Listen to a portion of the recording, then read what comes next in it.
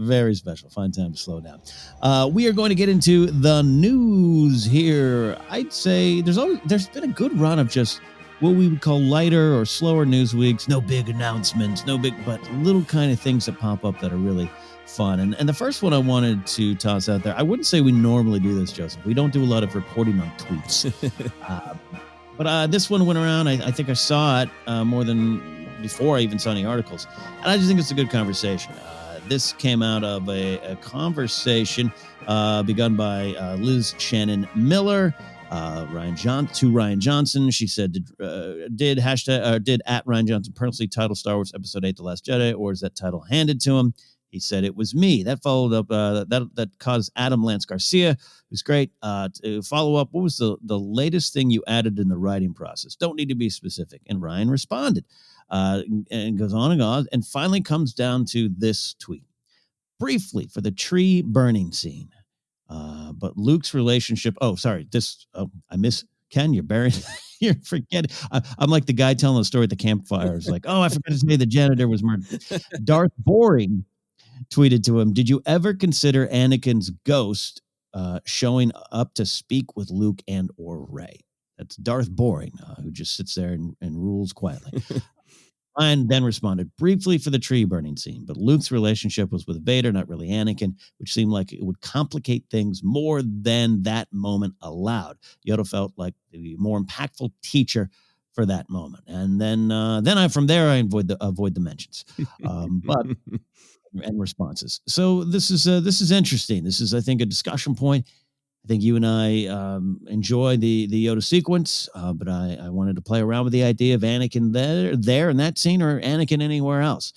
So Joseph, did you follow this tweet thread carefully, or did you miss it? No, I did, because I think I saw a Twitter trend or some other headline that was, the negative spin on this of, Rian Johnson reveals he knows nothing about Luke and Anakin's relationship. I think I probably saw Rian Johnson has never seen Return of the Jedi, and I've seen so many of those things at this point that I know, those kind of articles almost always come from something like this, right? I mean, Rian Johnson couldn't answer a question on Twitter about whether he preferred ham or turkey without it turning into a debate about whether or not he understands Star Wars. Right. So I knew there had to be something at the center of it. So yeah, I thought it was.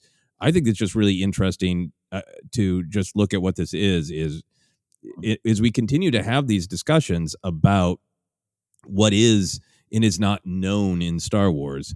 Rian is a creator who really decides to pull back the curtain and share his process and share what he thought of and why he rejected certain ideas and why he ran after certain ideas. There are some things I think that he never reveals, and he has been very clear about that. He's said The Last Jedi is a personal film, but he's never gotten into hey, it's this thread that really relates to this incident in my life. So he does keep some amount of mystery, but he's a creator who really likes to share. And that's interesting compared to, say, Favreau and Filoni in particular. Filoni sometimes has said, I don't want to tell you. I know what I think it means, but I don't want to tell you because I want you to wonder. So that all by itself is interesting to me, of that process of when we just let a film be a film, and when creators decide to be generous with their time and their insights, like Rian Johnson is, or choose to be more mysterious, which I think is also a legitimate thing.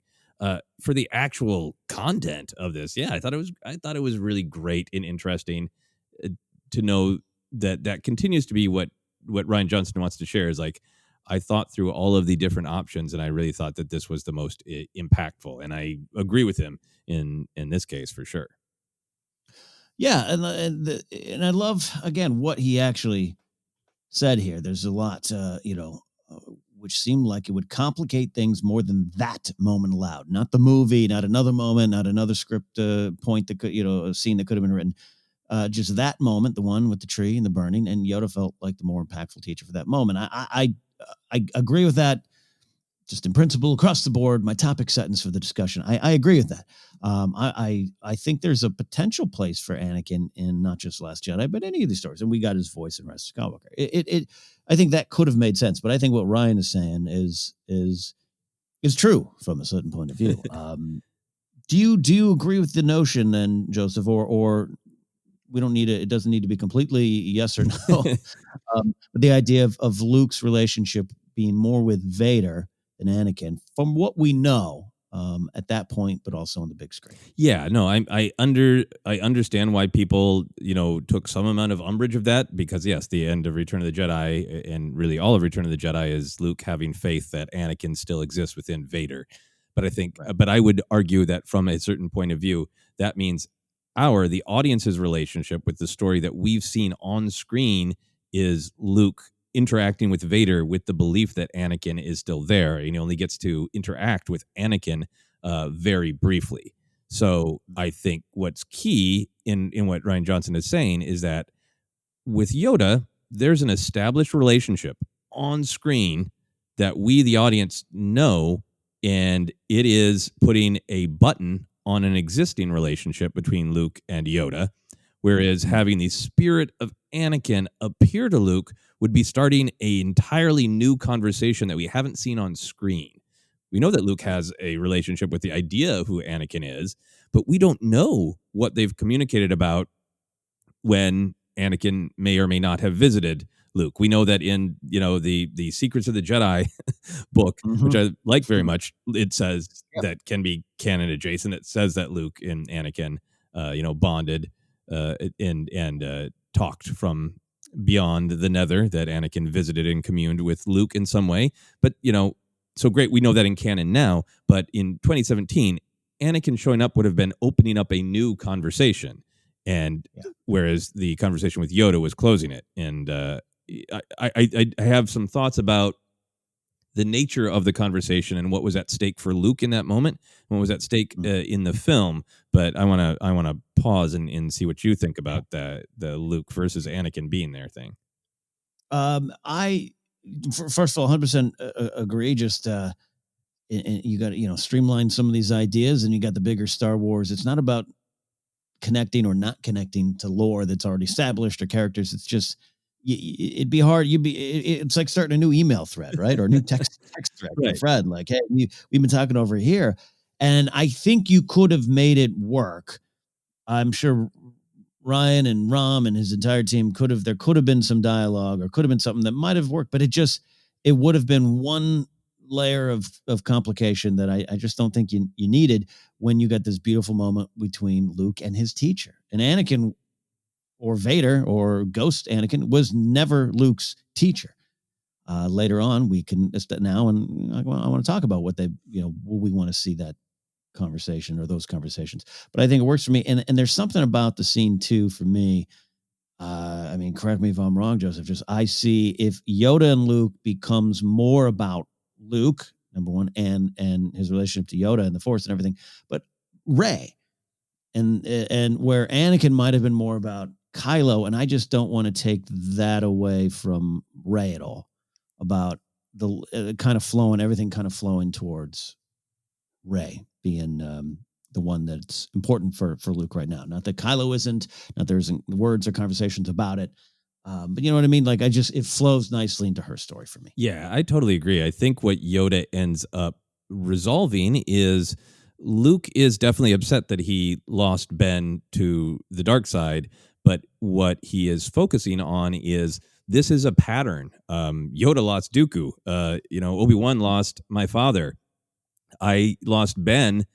Maybe this just means that anytime we train someone really powerful, we're just training someone who might turn into just a weapon of, destruction. Right. And I can't, Luke can't bring myself to physically stop him. Even that passing thought actually solidified his path to the darkness. So maybe this whole Jedi Order, this whole idea is just, impossible. Maybe it is inherently flawed.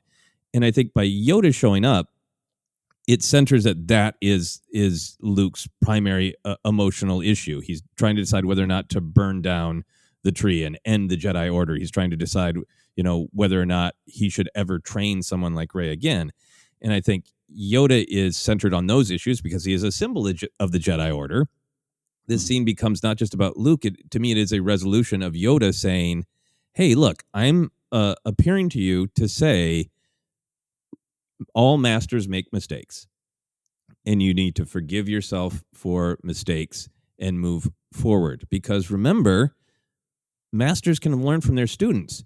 Luke, the way I learned from you, the way I wasn't sure if there was a path forward, and then you came and showed me that, yes, there actually is. That's what you need to do for Rey. So it was a resolution to me of Yoda's mistakes in the prequels. It was a resolution of Yoda and Luke's relationship in Empire Strikes Back.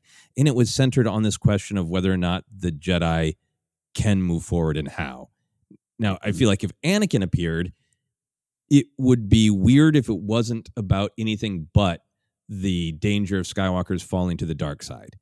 And I don't feel like that's what the conversation was about. The conversation was about how can the Jedi Order continue? How can we forgive ourselves for our mistakes to move forward? And yeah, maybe Anakin could have spoken to that, but I totally agree with you. I think it would have tilted so quickly into, how do you stop, from falling to the dark side in particular, which I think is really interesting, really valuable. And I'd love to hear that conversation, but I think it would have become much more about, is Luke afraid that Rey is going to fall to the dark side? Is Luke looking for an answer as to how to reach Ben? And I don't think that's what Luke or the film were dealing with in that moment.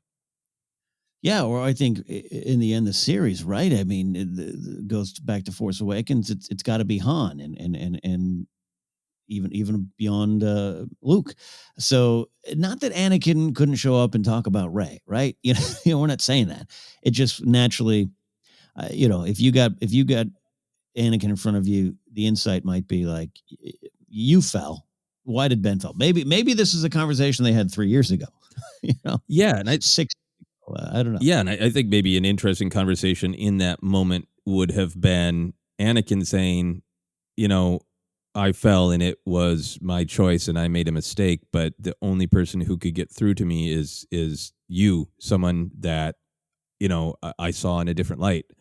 Obi-Wan was right, but he could never get through to me because I blamed him, and I'm sorry to say, son, but you're never going to get through to Ben. But maybe Rey can. Maybe you should help her. Like, I could see that angle. But again, it opens all of these really interesting ideas that aren't entirely tied to what else is going on in Last Jedi.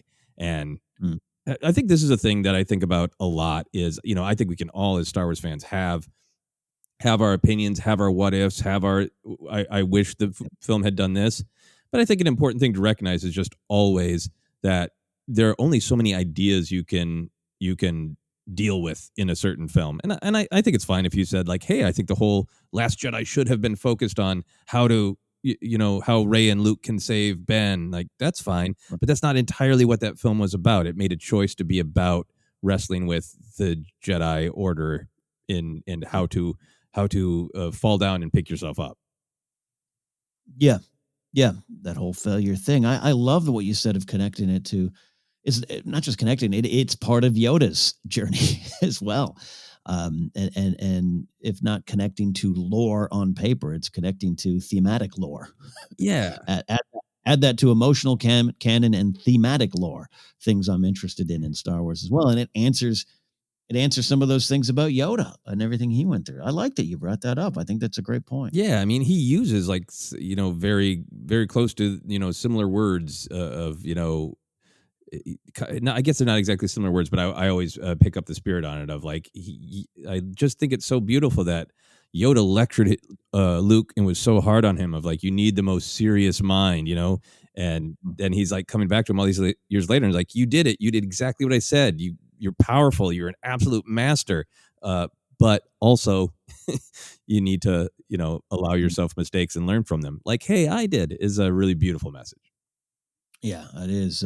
Again, the idea of Anakin showing up in this scene or any other scene, Force Ghost Anakin with Hayden in the shimmer, is something I would have been interested in seeing. I do love that we could hear his voice. That was pretty cool for me, and exclaiming that there was balance, and bring it back, right? Just like I had. So, what about Anakin showing up here, there, or anywhere, Joseph? Would you have liked to have seen it, and what would you have potentially really liked about that, and how they could have used it and maybe disliked it? Yeah, I would love to see it at some point in some Luke storytelling, possibly some Ben Solo storytelling. I think the fascinating thing to me about the Force spirits are that they are truly these mentors who are, they exist on such a different plane, such a different level of reality, and they tend to appear when characters need them emotionally the most, and they appear to give advice to help you choose your path. They don't do things for you. And I think that's a really interesting story point for Anakin of like, when does he choose to appear to Luke? What does Luke's need? Why would he appear? Is at what point in Luke's sort of reconstituting of the Jedi Order? Like, I think it would be great if like Luke, he's been bopping around the galaxy forever, doing exactly what Yoda told him, having the most serious mind, learning everything there is to know about the Jedi, collecting every artifact, basically being like this, all-powerful librarian, and, getting an 800 PhDs in Jedi. And then he's got to just commit to it and actually do it and start this new school. And I think either when he started the school or when he first started training Ben and had doubts and fears, if Anakin, appeared to him then, and it really could be a conversation about how did I fall, how much was the Jedi Order, responsible for that, how much it was my choice, and what do you choose? I think that's the thing is whenever Anakin appears, we've got this instinct to be like, why wouldn't we want just basically like, the 8-hour podcast of Anakin Skywalker saying how he feels about his fall? Right. But to me, in the spirit of Force spirits, he's only going to appear to help someone else. That's part of how you become a Force spirit, is because you selflessly want to help others. So he's only going to appear to Luke if it is to help Luke in a moment of need. Yeah, and the idea of hey, let me help you set your curriculum for your new school, son, could work. And a lot of it's just, we don't see Luke in that kind of action in the sequel trilogy, for better or worse. Some people think worse. I understand it. There's igniting the green was an exciting idea. So yeah, it's a different kind of need that Luke has in the films we got than maybe what could have been out there. Yeah. And I can see the desire to have Anakin appear to Ben because it is so about the path of a Skywalker falling to the dark side. But I do prefer the sequel choice to make that connection about his father Han and his mother Leia, and his relationship with Rey, than making it about Anakin. But I also, I think it's fine to have headcanon when Kylo's saying, I feel it, the pull to the light. Like, Kylo's mind is, we know, full of Palpatine whispering to him in many different voices, and much like we heard Qui-Gon shout no, is Anakin kind of trying to reach Kylo, but Kylo is not in a place to have like the full pure Anakin Skywalker appear shimmering before him and saying, hey kid, don't do this. Is Kylo not in a place, and is that some of that pull to the light Anakin trying to connect? That could have worked. And you mentioned something I actually have grown to, I think, really like, and that is the idea that Palpatine was the voices right inside his head, inside your head. I'm even in the theater first time, I was like, okay, that's a quick and easy answer, and it is. It's a quick and easy answer.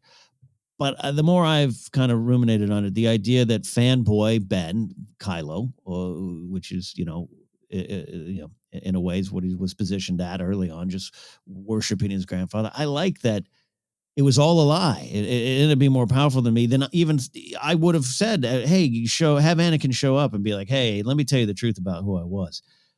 But that takes away what you said, takes away the connection from Han, Leia, Rey, which is part of the story. Again, you got to streamline some of these stories and emotional through lines in these movies. You don't have, that's the benefit of maybe a longer TV show. I get that idea. You don't. You got a movie. You got to streamline it. And I think it's more powerful the way, to me, just was like, you fell for a lie. You worshipped a lie. You wanted to be a lie. And you kind of know you're a lie. That's been one of your weaknesses. Rey pointed that out early on. So anyways, I could have been Anakin there, but it would have just changed some of that for me. Yeah. I think, my final thought is, yes, there's great value in Anakin's spirit showing up, but I'm really okay with waiting for the right story where it really makes sense and it's room for that to be the focus. Final question. You said you maybe you wouldn't want to see that. You kind of went down a way that I thought. Let's do a Disney Plus short film, 35 minutes.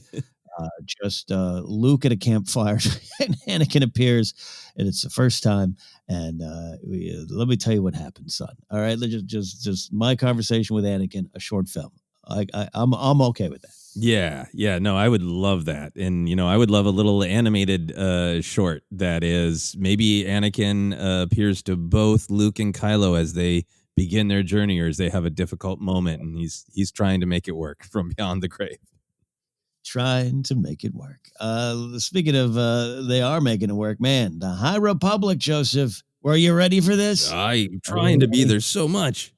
There's so much. There's a comic cover released today. It's got Yoda in action. Oh, man.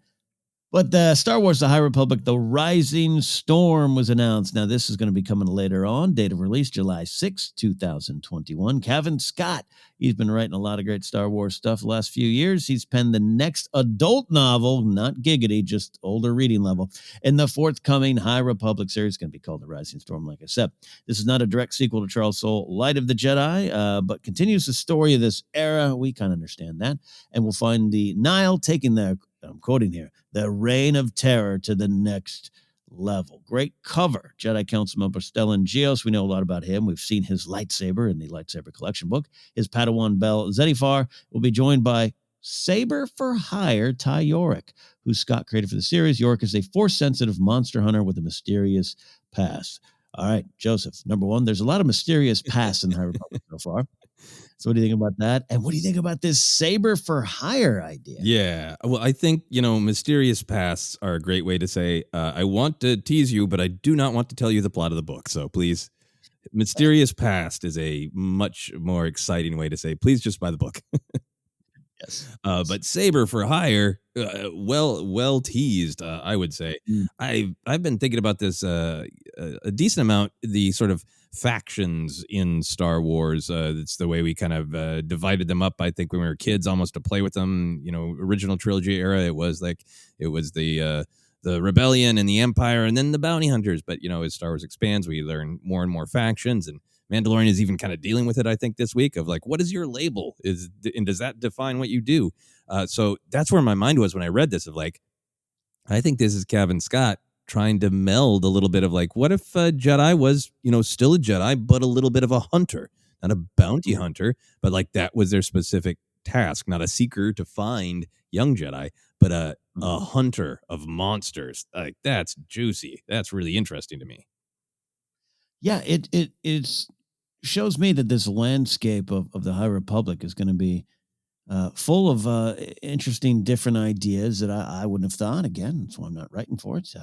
It's a very sellsword idea if you're going like fantasy, medieval fantasy, outlaw, not quite bounty hunter like you said, but just kind of a outlaw on the fringe character from a Western or something, just a gunslinger traveling through town. But he'll join the posse if you need help. So it's a lot of kind of those big themes. But it's just interesting to me, the monster hunter idea. We've already kind of established that's going to be something they probably need with one of the, what's that name of that one enemy that, not the Nile, it's the other ones. The plants. Plant life. Yes. Yeah. Monstrous plants.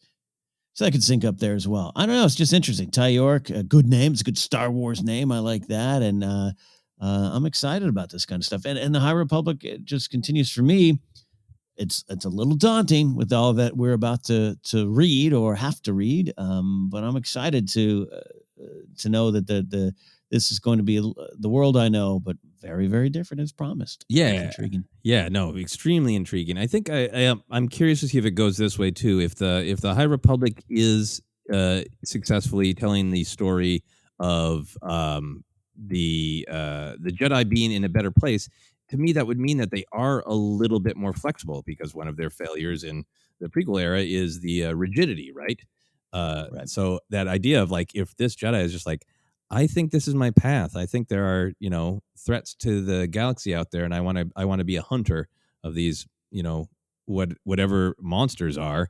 That the Jedi would be like, cool, follow your path. Might be a way to show their strength, that they can bend. The Drenger, I looked him up, or Drenger. Dringer. And I'm so curious how they define monsters. That's such a great Yes. fantasy, and normally we'd be like a mythic thing, like a Star Wars version of a Cyclops or whatever. But also just is that not just a large alien? What's a monster? Right. Yeah. Is it just rancors, or going through the galaxy for? And then why are you hunting them? What have they done for you? It's, you're going to go knock that mud horn upside its head and it's just resting in a cave. How dare you? I don't know. Good conversations to have. I love it. And he's got a blade. He's got a lightsaber in on the cover. And that's you kind of touched upon it there. Like, how did he get that? Force sensitive. We understand. Did he do training? Did he pick one up at the gift shop? Did he go get his own kyber crystal? And the Jedi are like, yeah, you're good. I don't know, and I want to know. Yeah, and is it a he or a she in the description? Let me check. Let me double check. I thought I read that. I don't know. Yeah, maybe I misread. I'm not sure, but or maybe that's part of the mysterious past that we don't actually know. But yeah, while you're looking it up, I'll just say the monster thing kind of it's. Oh, you're right. Nope. I did. Her. I missed that part. Ooh, okay, cool. Her. Totally missed that part. Yeah. Yeah, and force sensitive monster, so maybe not a full Jedi. Maybe went her own way because maybe she was trained, and then it was like, no, this is my path, and they're like, cool, that's fine, but you're not a Jedi, so maybe they're not as flexible as I thought. Love it. Oh yeah, you're right. Good eye, Joseph. Good eye. I try. My eyes make plenty of mistakes. Yeah. It is a lot of words flash in front of my eyes these days. Nothing changes the way I feel about that character. Then, still interesting idea, and the spin-off story is not necessarily full on books and everything, but the where you can go with all these characters. I don't know. The High Republic, I was dubious. I was dubious at first. Now I'm pretty excited. Yeah. I'll just have to set aside some weeks and weeks for reading. Yes. That's all. We just need more time. Besides that, we're very excited. Speaking of excited, Lucasfilm. Man, are you excited for this 50-year anniversary celebration? 50 years of Lucasfilm. That is a number that's actually kind of... it means I'm old too. Lucasfilm was established in 1971, and this is the 50th year. So in 2021, there'll be a new line of commemorative special edition products. Now, this will include brand new products, just products. So get your Lucasfilm toothpaste, I guess. Games and publishing offerings, which is exciting. Maybe some good behind-the-scenes stuff or picture books. I don't know. Good coffee table books. So, Joseph, I ask you the question here first. What do we want to help celebrate 50 years of Lucasfilm? What products and games and publishing offerings do you want? Yeah, I mean, the products is that's really interesting to think what all that would be. The honest thing that I want is a Disney Plus documentary, like a real good documentary focusing on Lucasfilm. So I think it's a great way to celebrate. Obviously, we're a Star Wars podcast. Lucasfilm, kind of associated with Star Wars, but they've done other things creatively, but more importantly, technologically. And I think a documentary would be a great way to say, yeah, absolutely Star Wars, but look at all the different ways this company and these innovations have affected all these different areas of entertainment and of the world. I think that would be the product in some ways that I would be most excited about. Is we've got great documentaries about Star Wars, but I would love a documentary about Lucasfilm. 100% on board with that, because Empire Dreams, for example, great documentary, mostly on Star Wars, touches on, Lucasfilm creates LucasArts and this and that, sells Pixar. That's not a documentary about that stuff. To get that and to see what they did with the Imagineering series on Disney Plus, I loved that. Really did love that. If you could do that with Lucasfilm, that'd be fantastic. Going back to the beginning, it's a fascinating story. Chris Taylor touches upon it a little bit in his book. And I think there's a lot out there that we've got, but to put it in one place, it's like the Beatles anthology, Joseph, 25 years ago this year, of just the official story. Put it down. That'd be fantastic. Yeah. All right. Yeah. We're in agreement on that. What else do you want? Yeah. I think some announcements about new Lucasfilm things. I know Willow is coming up, but I think a celebration of the anniversary of Lucasfilm is a really great way to honestly just kind of do some a year-long press release about, hey, remember the company still exists. It's not just that Star Wars continued, but what was Lucasfilm, beyond Star Wars, and what might it be in the future? I think I want anything product-wise, documentary-wise, that's going to connect the past to the future and maybe get people excited about Lucasfilm doing some different things. Because I think a part of the Lucasfilm story that gets lost is, Lucas did some things creatively, but also some things as a producer. And, so it's a wide and weird variety of things that Lucasfilm sort of made. And could that set the table for Lucasfilm is going to continue being Star Wars and, hey, Willow and Indiana Jones. But maybe this little thread of Lucas as the auteur who wants to make weird, different passion projects. Like, I feel like our industry needs that right now. As much as I love Star Wars and MCU, I feel like it does need, we do need room for new legends to grow. So anything in this celebration that could sort of seed the idea that Lucasfilm is Star Wars and always will be, but also it could be this place to grow new legends. Joseph, do you basically just want Radioland Murders too? Is that what I'm That's hearing? really what I'm saying, right? I want all Howard the Duck products, I guess. I do want to, because I think those ventures of Lucas that didn't knock it out of the park the way Star Wars and Indiana Jones did are important to look at. Yeah, no, absolutely. It's too easy just to look at Lucasfilm as the Star Wars company. Of course, I mean, why wouldn't you?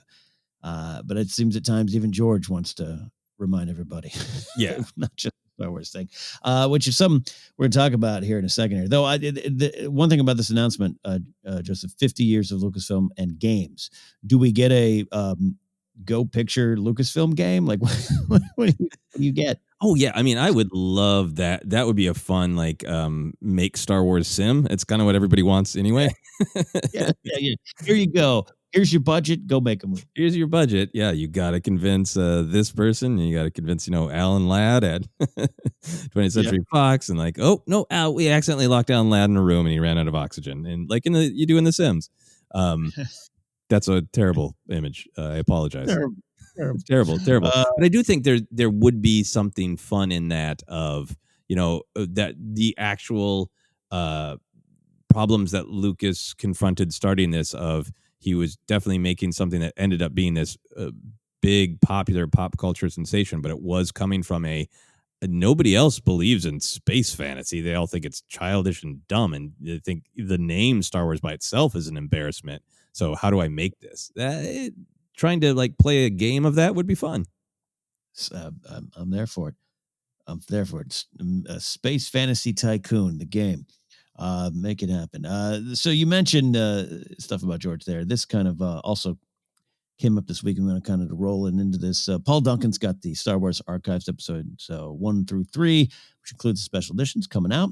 You can watch his unboxing video. Go to his YouTube channel. He wants you to watch it, and I did watch it. Actually, it's interesting. I like Paul Duncan. Seems like a good chap who put a lot of work into this book. And there's a little extract, as he said in his tweet here, that came out that talked about George and why he, in the end, did walk away. I'll read this one line, Joseph, and we can dive in here. In 2012, I was 69. So the question was, am I going to keep doing this for the rest of my life? Do I want to go through this again? Finally, I decided I'd rather raise my daughter and enjoy life for a while. I'm one of those micromanager guys, and I can't help it. So I figured I would forego that, enjoy what I had, and I was looking forward to raising my daughter. That is part of the reason he sold, even though he had taken some steps down the path towards doing the 7, 8, and 9 as he wanted. So we know a lot of the story. We've heard a lot of what we think's the story, but what do you think about this little piece here and what will be a very great read? Yeah, I think it's just great that Paul Duncan clearly has built a relationship with Lucas where he was able to get this really interesting conversation with Lucas, and I can't wait to see what other interviews are in this big Taschen book. But I think it's great to hear from Lucas now, a couple of years removed. The sequel trilogy is complete, and I think it's great to hear him say that, hey, I wanted to raise my daughter. I also wanted to build this museum, which, he finally is. It's still moving along, the Lucas Museum of Narrative Arts, which I'm excited to be able to go to eventually. But I appreciate, I think this is Lucas sounding very, very honest. I love that he talks about, I could have not sold Lucasfilm and gotten somebody to run the productions, he says, but that isn't retiring. And he kind of goes on to say, I tried that with Empire and Return of the Jedi, but I'm a micromanager. And even though they were my friends and they did great work, I was there every day approving designs and saying, actually move the camera over here and, all that stuff. I think that honesty is just great.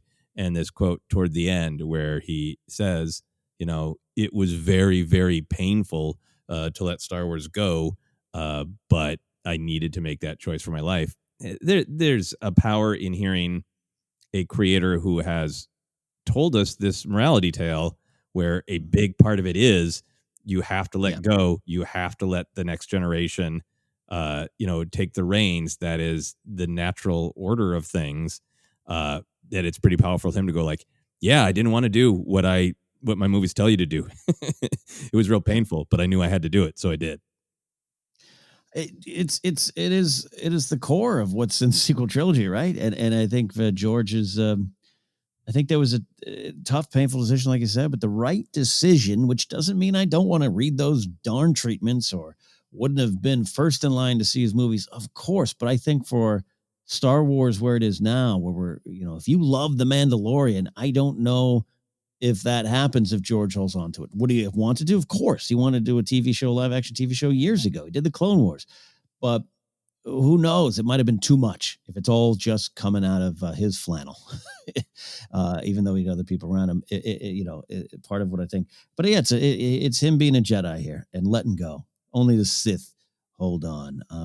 I do, he does express that. Hey, I thought I'd have a little more involvement or a little more to say about it because I already started them being the new trilogy, but they decided they want to do something else. We've heard that story before, and he probably has a right to feel a little betrayed. I wouldn't take that away from him, but you don't want to live in that energy either. And he seems to have let that go as well. Yeah, and that Iger book that came out a little while back, Iger does seem to take some responsibility for that. Of like, I wanted him on as a creative advisor, but I didn't want him to have final say. So I was kind of trying to have my cake and eat it too, and maybe there is some communication drop there. But yeah, I think I definitely someday want to read those Lucas treatments and see exactly what they were when he handed them to Disney and how much is similar and how much is different. But Clone Wars is one of my favorite bits of Star Wars because I think it was Lucas driving and Filoni and many other people executing. But I do think, if he wanted it to be something that died with him or ended with him, fair enough. But since he did choose to pass it on, I do think there is a power in saying, you just all new creators run with it. Yeah. Let it go. Let it go. There's a power in letting it go. So yeah, we'll see. I can't wait to get a hold of this book. Going to be a lot of cool things. The first one's a great read too. A hard read. You got to really clear some space physically, emotionally. Yeah. I'm telling you, I use that Star Wars archive book to drain tofu. It's the best thing for it. Paper towels, some cookie sheets, and you put the book on it, squishes all the water out of it.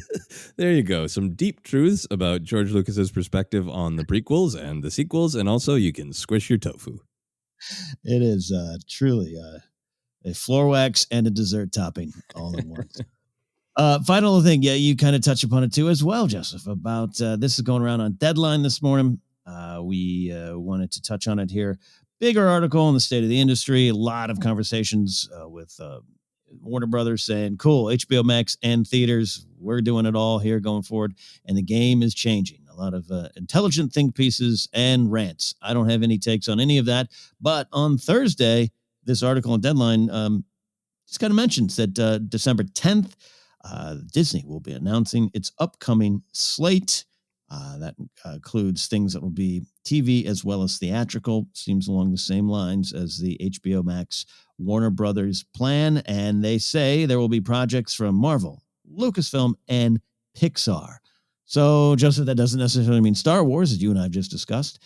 But, without a doubt, we could be anticipating that. So there you go. What is your predictions, Joseph? I want 12. 12 easy because there are about 12 projects, right? No, if there's focusing on 2021 and they are focusing on how are we going to make sure that we're continuing to drive subscribers to Disney Plus because it's our main financial thing going, versus we also want to be seen as supporting theaters as they more safely open up in different regions that are doing better with the virus. That, it's a weird and difficult balancing act. So I think a lot of it's going to be about not Star Wars things, because it's going to be about what can we get on the theaters, in the theaters, versus what can we do at Disney Plus, and can we do some of that? Hey, if you're in a region where a theater is safely open, great, you can go see it, but it's also available on Disney Plus. I think they might, kind of split that. For the Star Wars stuff, I kind of think if anything is going to be ready to come out in 2021, I think they're just going to date that. I think maybe we'll get a confirmation of absolutely third season of Mandalorian is going to be in, November of 2021, or we are firmly Lucasfilm saying, yes, here's the shooting dates of Kenobi and Cassian Andor, or here's the, maybe Bad Batch can premiere in 2021. I don't know how far along they are in that. So I think it's going to be setting dates to projects that we're already aware of. Yeah, we can guarantee you, though, if it's something big and juicy, we want to take a bite, we will do a special ForceCenter Reacts, all right? If episode 10 is announced, we will be back. But for right now, probably just something to keep an eye on, and we'll let you know. We're almost done with the news. We always check on Mando Mondays. A good digital download, just the Boba Fett character poster. A lot of people wanted maybe Fennec Shan character poster. Maybe we'll get that down the line. That'd be fun. Something I'd want as well. A lot of pops. I don't play Fortnite much anymore, but the Mandalorian has joined Fortnite. We got a Moff Gideon pop. We've got a Mando rocketing into the sky pop. And more importantly, Joseph, we got looks like a collectible key from the Disney store with Grogu on it. I thought it was a toothbrush, but it's just a key. Do you want a collectible key? No, I thought it was a toothbrush too. I just literally was going to say, and a tooth. Oh, nope, that's a collectible key. Unlock like clean teeth with this Grogu key brush. Yeah.